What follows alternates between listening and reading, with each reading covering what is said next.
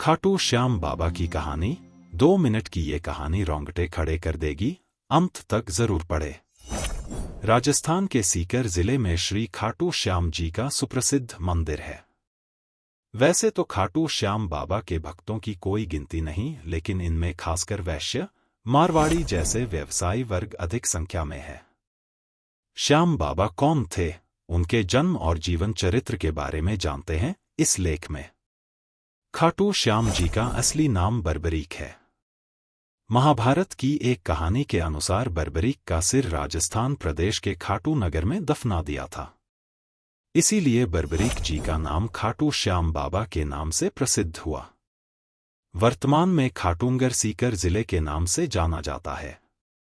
खाटू श्याम बाबा जी कलयुग में श्री कृष्ण भगवान के अवतार के रूप में माने जाते हैं। श्याम बाबा घटोत्कच और नागकन्या मौरवी के पुत्र हैं। 5 पांडवों में सर्वाधिक बलशाली भीम और उनकी पत्नी हिडिंबा बर्बरीक के दादा दादी थे। कहा जाता है कि जन्म के समय बर्बरीक के बाल बब्बर शेर के समान थे, अतः उनका नाम बर्बरीक रखा गया। बर्बरीक का नाम श्याम बाबा कैसे पड़ा, आइए इसकी कहानी जानते हैं। बर्बरीक बचपन में एक वीर और तेजस्वी बालक थे। बर्बरीक ने भगवान श्री कृष्ण और अपनी मां मौरवी से युद्ध कला कौशल सीखकर निपुणता प्राप्त कर ली थी। बर्बरीक ने भगवान शिव की घोर तपस्या की थी, जिसके आशीर्वाद स्वरूप भगवान ने शिव ने बर्बरीक को 3 चमत्कारी बाण प्रदान किए। इसी कारणवश बर्बरीक का नाम 3 बाणधारी के रूप में भी प्रसिद्ध है। भगवान अग्निदेव ने बर्बरीक को एक दिव्य धनुष दिया था, जिससे वो तीनों लोकों पर विजय प्राप्त करने में समर्थ थे। जब कौरवों पांडवों का युद्ध होने का सूचना बर्बरीक को मिली तो उन्होंने भी युद्ध में भाग लेने का निर्णय लिया। बर्बरीक अपनी मां का आशीर्वाद लिए और उन्हें हारे हुए पक्ष का साथ देने का वचन देकर निकल पड़े। इसी वचन के कारण हारे का सहारा बाबा श्याम हमारा, यह बात प्रसिद्ध हुई। जब बर्बरीक जा रहे थे तो उन्हें मार्ग में एक ब्राह्मण मिला। यह ब्राह्मण कोई और नहीं, भगवान श्री कृष्ण थे, जो कि बर्बरीक की परीक्षा लेना चाहते थे। ब्राह्मण बने श्री कृष्ण ने बर्बरीक से प्रश्न किया कि वो मात्र 3 बाण लेकर लड़ने को जा रहा है। मात्र 3 बाण से कोई युद्ध कैसे लड़ सकता है?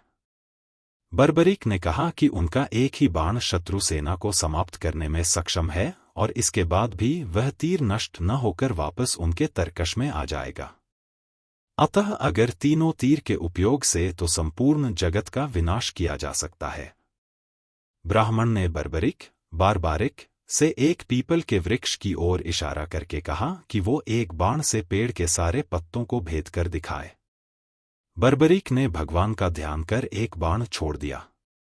उस बाण ने पीपल के सारे पत्तों को छेद दिया और उसके बाद बाण ब्राह्मण बने कृष्ण के पैर के चारों तरफ घूमने लगा। असल में कृष्ण ने एक पत्ता अपने पैर के नीचे छिपा दिया था। बर्बरीक समझ गए कि तीर उसी पत्ते को भेदने के लिए ब्राह्मण के पैर के चक्कर लगा रहा है। बर्बरीक बोले, हे ब्राह्मण, अपना पैर हटा लो, नहीं तो ये आपके पैर को वेध देगा। श्री कृष्ण बर्बरीक के पराक्रम से प्रसन्न हुए। उन्होंने पूछा कि बर्बरीक किस पक्ष की तरफ से युद्ध करेंगे। बर्बरीक बोले कि उन्होंने लड़ने के लिए कोई पक्ष निर्धारित किया है, वो तो बस अपने वचन अनुसार हारे हुए पक्ष की ओर से लड़ेंगे। श्री कृष्ण ये सुनकर विचारमग्न हो गए, क्योंकि बर्बरीक के इस वचन के बारे में कौरव जानते थे। कौरवों ने योजना बनाई थी कि युद्ध के पहले दिन वो कम सेना के साथ युद्ध करेंगे। इससे कौरव युद्ध में हराने लगेंगे, जिसके कारण बर्बरीक कौरवों की तरफ से लड़ने आ जाएंगे। अगर बर्बरीक कौरवों की तरफ से लड़ेंगे तो उनके चमत्कारी बाण पांडवों का नाश कर देंगे। कौरवों की योजना विफल करने के लिए ब्राह्मण बने कृष्ण ने बर्बरीक से एक दान देने का वचन मांगा। बर्बरीक ने दान देने का वचन दे दिया। अब ब्राह्मण ने बर्बरीक से कहा कि उसे दान में बर्बरीक का सिर चाहिए। इस अनोखे दान की मांग सुनकर बर्बरीक आश्चर्यचकित हुए और समझ गए कि यह ब्राह्मण कोई सामान्य व्यक्ति नहीं है। बर्बरीक ने प्रार्थना कि वो दिए गए वचन अनुसार अपने शीश का दान अवश्य करेंगे, लेकिन पहले ब्राह्मणदेव अपने वास्तविक रूप में प्रकट हों। भगवान कृष्ण अपने असली रूप में प्रकट हुए।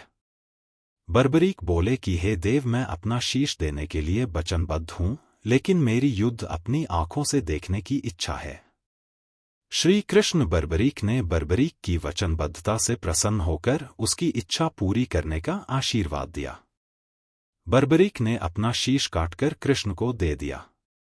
श्री कृष्ण ने बर्बरीक के सिर को 14 देवियों के द्वारा अमृत से सींचकर युद्ध भूमि के पास एक पहाड़ी पर स्थित कर दिया, जहां से बर्बरीक युद्ध का दृश्य देख सके।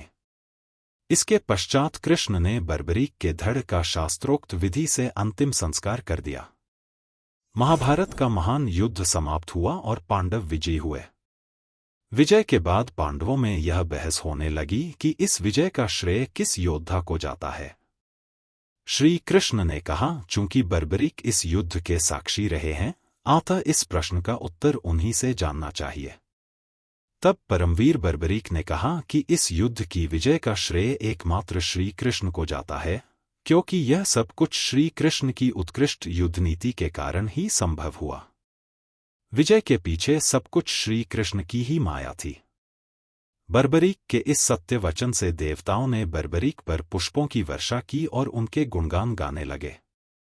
श्री कृष्ण वीर बर्बरीक की महानता से अति प्रसन्न हुए और उन्होंने कहा, हे वीर बर्बरीक, आप महान हैं। मेरे आशीर्वाद स्वरूप आज से आप मेरे नाम श्याम से प्रसिद्ध होगे। कलयुग में आप कृष्ण अवतार रूप में पूजे जाएंगे और अपने भक्तों के मनोरथ पूर्ण करेंगे। भगवान श्री कृष्ण का वचन सिद्ध हुआ और आज हम देखते भी हैं कि भगवान श्री खाटू श्याम बाबा जी अपने भक्तों पर निरंतर अपनी कृपा बनाए रखते हैं। बाबा श्याम अपने वचन अनुसार हारे का सहारा बनते हैं। इसीलिए जो सारी दुनिया से हारा सताया गया होता है, वो भी अगर सच्चे मन से बाबा श्याम के नामों का सच्चे मन से नाम ले और स्मरण करे तो उसका कल्याण अवश्य ही होता है। श्री खाटू श्याम बाबा, श्री खाटू श्याम बाबा जी की महिमा अपरंपार है। सश्रद्धा विनती है कि बाबा श्याम इसी प्रकार अपने भक्तों पर अपनी कृपा बनाए रखें। जय खाटू श्याम जी बाबा जी।